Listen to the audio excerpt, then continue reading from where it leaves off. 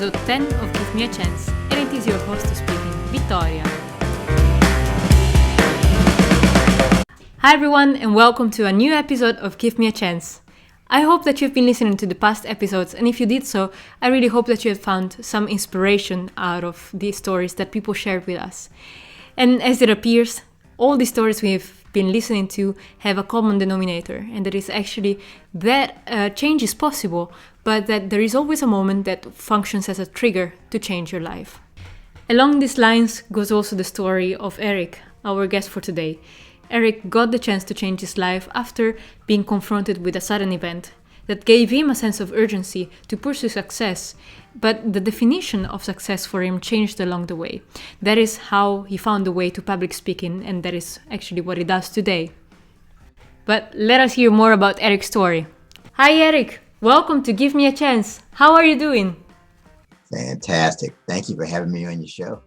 Definitely, very much looking forward to our conversation. Before we start and before we delve a little bit into your own story of change and taking a chance, can you tell us something about yourself? Yes, I am your procrastination prevention partner. I am the author of The Discipline of Now, and I'm the host of the 30-Minute Hour podcast. And I help entrepreneurs and executive leaders to ditch their excuses, to beat procrastination so they can make more money, get more done, and feel more confident. How long have you been doing this? So I started in 2011 is when 2011. I actually started, got the website and all that good stuff. How do you feel about it? How is it going? It's amazing how time flies. And like I'll see videos or hear audios of things from those days, and I'm just shocked at how long I've been doing this. And it doesn't seem like it's been that long, because I think that's the key when you're doing something that you really enjoy, the time seems to pass. I can imagine that the fact that you now are a speaker and you developed in this path had something to do with the fact that you were confronted with a moment of change and an opportunity to take a chance and change your life a little bit earlier in your life. So yes, it started for me in college.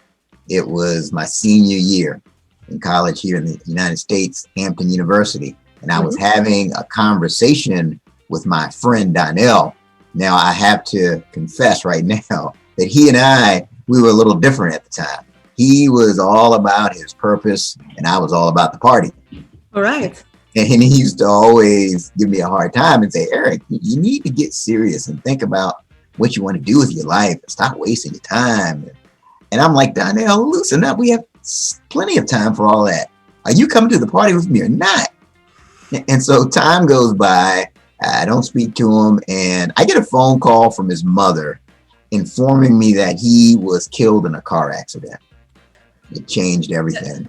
It sent me the message that maybe I don't have the time that I think to do the things that I want to do. And ever since, I've had this focus on time management, overcoming procrastination, and becoming more productive. Yeah, that must have been really shocking because, how old were you at the time, you said? Man, so I would have been 22. What effect did it have on you? Initially, I thought the message was that I need to become successful as fast as possible. I need to climb the corporate ladder. So I started working on that. And I got to a point where you could argue that I had become successful. I was in the automotive service industry. All right. I was a district manager. I had 17 locations. I had 500 employees. We're winning these awards. And I remember this day, I'm driving in my nice car, and I pull up to the light. I look into the rearview mirror, and the eyes that were looking back at me were the eyes of someone who hated what he was doing. It just sent me a message that there's a difference between success and significance. So significance for me is when you're doing something that's going to last after you're gone, that's really making an impact on people's lives. I felt like I was doing things to make money, but I dreaded the idea of going into work and dreaded the idea of having some of the conversations that I was having. So the way I responded, I had to literally look within myself and ask, what do I really want to do? and it was a struggle because it was like, okay, I want to make money, I want to be successful, but no, what is it that you really want to do? And every time I asked myself that question, it always came back to when I was speaking in front of a group. Like there was a time in my career where I was a corporate trainer, and that's all I did. And I remember after those sessions, I would always sit there thinking, no, I could just do this all the time. This is great. Talking to the participants, and that gave me a clue to start pursuing the professional speaking track. What was the thing that was giving you the most energy of all? Well, it just, when you see people that are getting the message, and you see people, I would see people making changes. I would have people coming back to me after the sessions and say, hey, Eric, I remember when you taught this and that, and I used that and I improved my sales. And I'd be thinking to myself, man, this is totally awesome. And I think the takeaway, you should always pay attention to your body, right? If you want to know if you're on the right track or not, your body will tell you. And whenever I would be in that space, you could just feel it. That this is where I'm supposed to be. Exactly, the adrenaline and everything that pumps up and everything. But you were still having a corporate job, right, at the time. So that must have been a major moment of change for you. Because what did you do? What happened? So the funny thing is, what I did next was I procrastinated.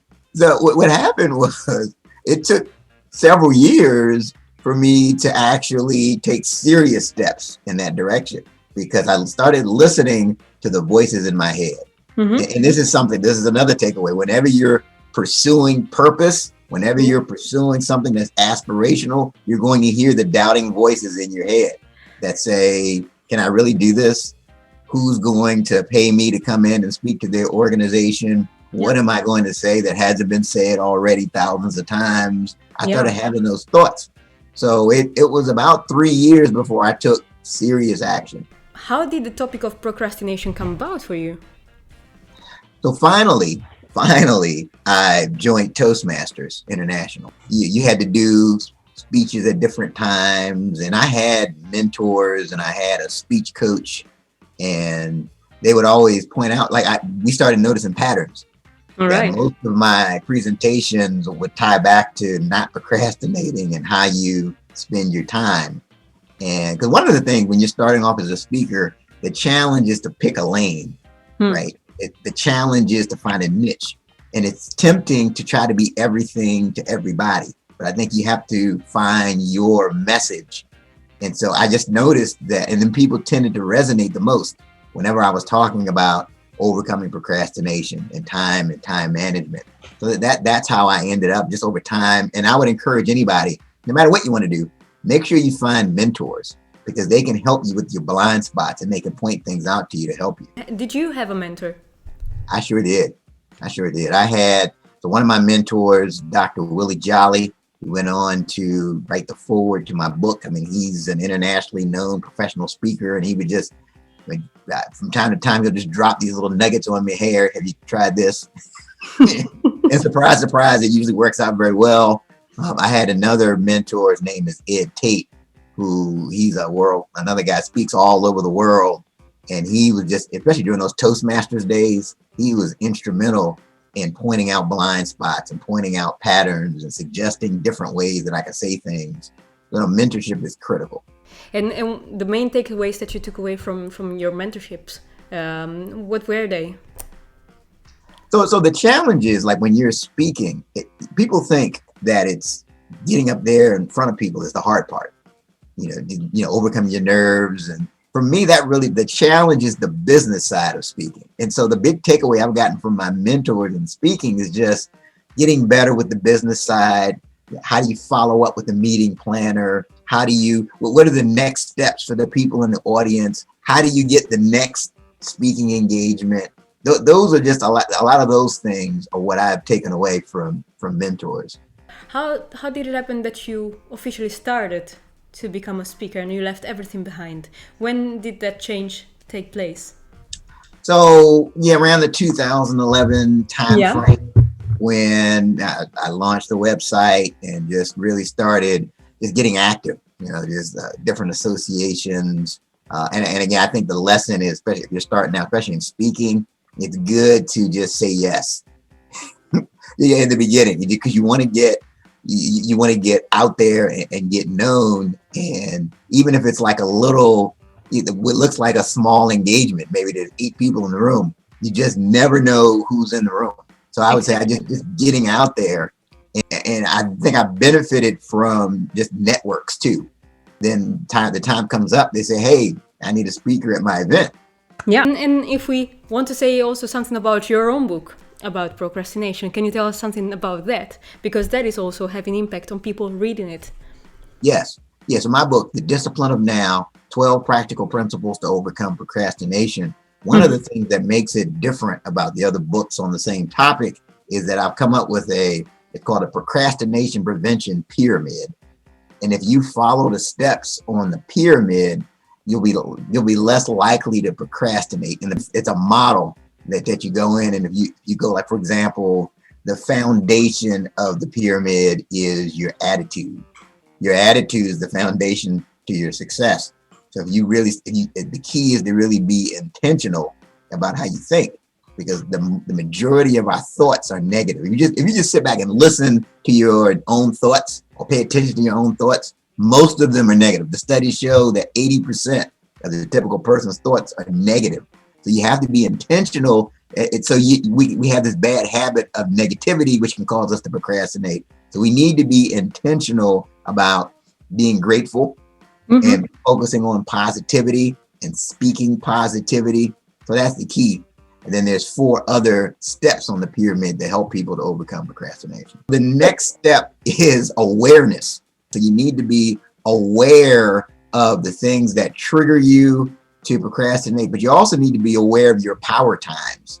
And we all have times of the day where we have more energy or less energy. The key thing, even if you talk about awareness, pay attention to the time that you procrastinate. And Eric, think about probably me, somebody who would like to start something new, but is a little bit afraid of taking the next step because, as you said, the voice in your head that thinks, nah, why would you do that? Who would understand your work? Who would listen to that? What advice would you give me? So that's like a fear. A lot of times it can be a fear of success. It can be a fear of failure. So the key thing, first off, I would focus more on the process than I would the outcome. All right. So what is the process? And again, it also goes back to awareness and knowing that you're going to have those voices. But what can you do? What steps can you take to move forward? And what can you do to make sure you're as prepared as you possibly can? And then also, if it's a fear of success, this is something I teach. It's called be, do, and have. Right? If I become more, I can do more. And if I can do more, I can have more. So why do I need to fear success? Because I'm always improving myself. I'm always looking to get better. So indeed, it's really being aware that it can be possible, but you need to put a lot of energy into that. Otherwise, things don't come on their own. And thank you for the tip. And the last maybe question for you, and looking back at your role, at your entire growth path that you have been setting out for the last 20 years and so, what was the moment you would live again if you had the chance to? I would say getting married to my wife would be that moment. She is a big reason that I'm able to do what I do, because she's behind the scenes supporting me. And, that's one of the things. We're coming up on 14 years. And I would definitely, if I had to do it all over again, I would have tried to meet her sooner. So indeed, you're a lucky man. Eric, thank you very much for being with me this afternoon. This has been an honor. This was Eric's story. After being confronted with the passing of his friend, Eric felt the urgency to achieve something in his life, and that brought him eventually to becoming a public speaker. With this topic being procrastination and how to approach it, Eric now gives his own insights to people, to entrepreneurs mostly, on how to become more effective and more efficient in their own work. This was the end of this episode. Have you ever had the chance to change your life, or do you know anybody who has? Please get in touch with us and leave a comment here below. And if you enjoyed this episode, please do not forget to like and subscribe to this channel, and see you next time. Give me a chance, on your screen and in your ears.